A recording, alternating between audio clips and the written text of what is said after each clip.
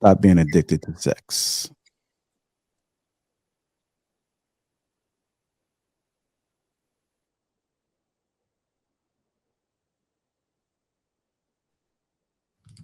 Look at God. Look at God. Oh, this ain't right here. I was about to say, I could tell this about to be some foolishness. Look at That's because that God said statement ain't no. right, JR. That's why the video ain't working. Tell this about to be some foolishness. God damn. Hold on. Damn. Yeah. It's gonna be some God food. was like, no. His mouth was wide. Oh, man. He had a wide ass. Why you get that together? I gotta ask a question. Did y'all feel like that she was talking about marrying for duty as opposed to like being over the hill, like in love with the man she marrying? That kind of sounded more to me like she felt like she was in a duty, like a dutiful marriage, where she ain't really want to be there, but mentally she knew that that's what she needed to take care of the things she loved, her kids, and the provision for the kids. I didn't get that. I didn't even really get her talking about marriage at all. I thought she was just talking about the purpose of people and what they were thinking. But that's just me. Yeah. Marcus, I wouldn't doubt it. I mean, look, you got some women whose mindset is a family is just her and a child. That's a family. That's what she consider family. It's her and a child. Bullshit, heifer. If that husband ain't in a church, you ain't no family. You just a single parent with a child. Plus one is what they say on your insurance. The bullshit. You ain't no damn family. You know what's crazy though? I wouldn't even if that was what she was saying, I don't think 99.9% of men will be mad at that if they married for duty.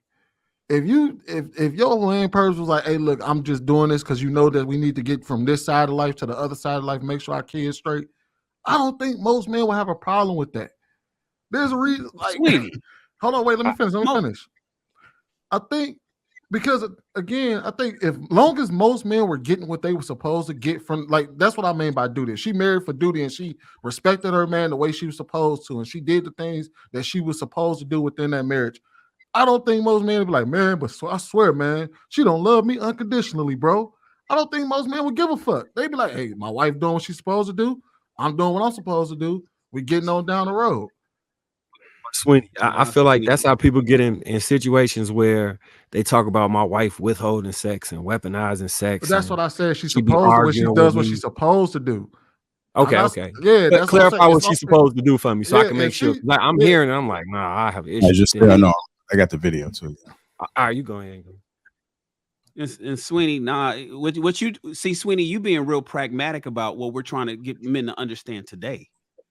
I think historically, men, like when you say, well, almost all men would want a woman to just do what she's supposed to do. No, men historically wanted women to love me for me. I want a woman that loves me for me. I want somebody that's going to find out and get to know me, not what I got, not what, that's what men have been doing. And a lot of guys still think that way. The duty thing is something that we're trying to get men to understand now, Sweeney. I think that's a message it's certainly a message I'm trying to sell men. It's like, yo, man, don't get so caught up on I mean, hell, you brought up Chris Rock's statement. Men are not loved unconditionally, but so many men want to be loved unconditionally, like the dog and the kids.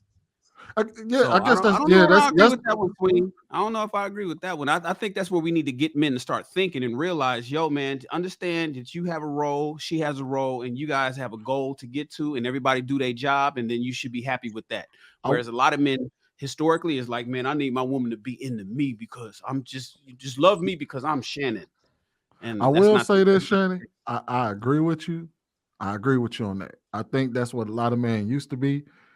And then they started getting that, then found out that love is fleeting with women when it comes to us. Then we found out like, oh, that's why I said I think 99% of men today would be like, they'd be cool with it because now we understand what a woman just loving us actually looks like. They love you today, hate you tomorrow. But y'all both talking about Generation X, right? Shan, you referring to Generation X when you talk about that? Yeah. Okay. I just want to make sure. All right, we're gonna go ahead and get it. Then we got it right this time. Stop being addicted to sex. thing I want you to do is stop being addicted to sex. I know that's crazy, right? Because everybody tell you to smash all the day long. They lying to you. When you give yourself away, because that most people don't even say this. Just as much as they say women are giving away their bodies, I teach my boys that you're giving away your body too. You got all these soul ties with all these different people too as a man. And then when it comes time to be faithful to a woman, you don't have the habitual habit of knowing how to love one woman because you have created an identity based on who you sleep with, not who you know. You based your identity on how many people you knock down instead of the one person you can love. And let me say this, I'm going to get haters when I say this. The best player in the world is one who can love one woman, in my humble opinion. Because that's the hardest job. The hardest job is to get to know somebody, to be personally present. See, I'm going to say it this way. You can either be perverted or you can be present. A perverted man is going to always look for something new. After he has sex, after he sleeps with the woman, he's going to move on to somebody else. And it's going to be a revolving door. What people don't tell you is you're actually destroying yourself just as much as you're destroying the young ladies that you're sleeping with. I probably lost a lot of you right then and there. Guess what I would say? You won't reach the pinnacle of your success in your life until you get your sexuality under control. And I'm not talking sexuality as far as identity, genders. I'm talking about sexuality as far as lust, as far as always wanting to have somebody to sleep with. Because think about this. Nobody says it this way, but I'm going to say it in a way that might offend you. But I want you to be challenged. I want you to be all the way mad with me, right? As a man, if all you want to do is go in and sleep with a woman and then get up and leave, that shows how much of a man you really are. Because at the end of the day, if I go into somebody's bedroom, the most intimate space of their life, if I go into their body, because men are givers, women are receivers. So I'm going to an intimate place of somebody's life, and that's the only thing I'm there for is to get an orgasm. I have failed as a man. Because I want to say something that nobody likes to say. There is no such thing as casual sex. Have you ever heard of casual AIDS? A casual STD with occasional itching and scratching and a high level of burning. No. So there's nothing casual about sex. I don't know why people lie to us and do that. That's why when some of you dummies say, oops, you know you're lying. All right, shout out to Draymond Green. Stop being addicted to sex. Stop being addicted to sex. I'm going to go ahead and start with you first. Mark, go ahead, Marcus. I didn't know they made a black 40-year-old version. This dude, man. I just don't get it, right? Like, for his argument to be sound, it would mean that we're naturally just monogamous and we don't have to work at that. Like, because he's making the summation that that men are ingrained supposed to just be this way. No, it's something that we have to work on in order to be what society dictates that we need to be. So I think he's completely off on that. I also think it's crazy for him to say that if I give you, if like what do you say, we're creating soul ties with all these different women. I personally don't think that that's how that works. I because casual sex is never been bad to me. If that's failing, well, I failed and happily fail a lot. So I don't know what to say. I don't know what to say to that. I disagree with everything he said except for you have to be in control of your lust. Now that I do agree with.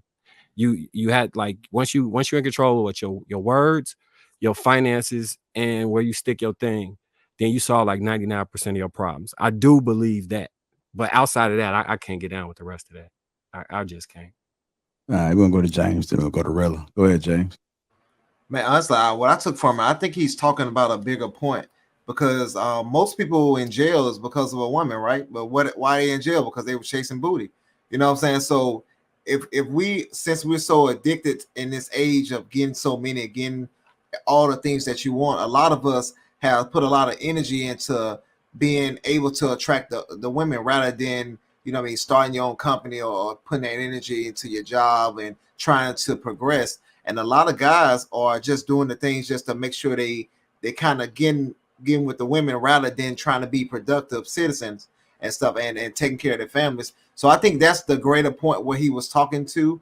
I don't like Mark said, I don't know about the soul ties and all that type of stuff because I don't agree with that. But I think his major point was, hey, we have to stop chasing all this type of stuff, and we got to become the men that we once were, and in past previous generations, so we can get our families back in order, and they can see that a great example that we provide for them. So